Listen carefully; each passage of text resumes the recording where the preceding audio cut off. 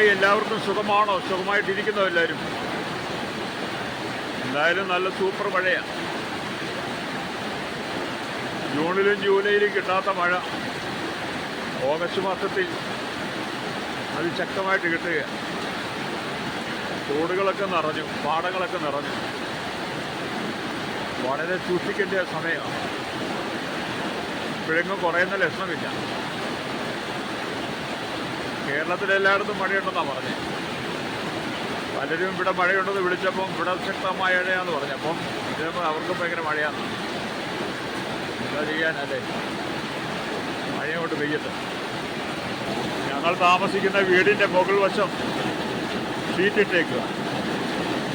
അവിടെ കുറച്ച് ബംഗാളികൾ താമസിക്കും. അപ്പോൾ ആ ഷീറ്റേ വീഴുന്ന വെള്ളം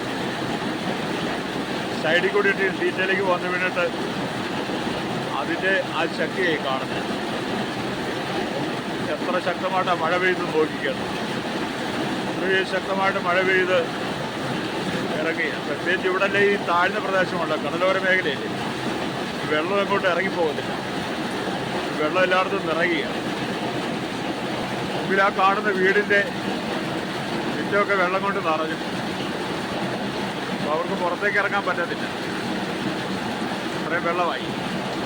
സ്കൂളുകൾക്കൊക്കെ അവധിയായത് നന്നായി.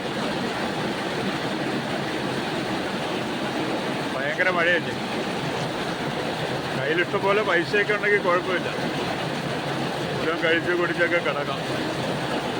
പണമില്ലാത്തവരെന്ത് ചെയ്യും? അവരുടെ കാര്യമാണ് കഷ്ടം. മുമ്പേ പറഞ്ഞ പോലെ ആ മുമ്പിലെ വീടിൻ്റെ മുറ്റത്ത് ഭയങ്കര വെള്ളമായി. അവർക്കൊക്കെ പുറത്തേക്ക് ഇറങ്ങാൻ പറ്റത്തില്ല. സ്കൂളുകൾക്കൊക്കെ അവധിയായതുകൊണ്ട് നന്നായി. കാരണം കുട്ടികൾക്ക് സ്കൂളിൽ പോകണ്ടത്.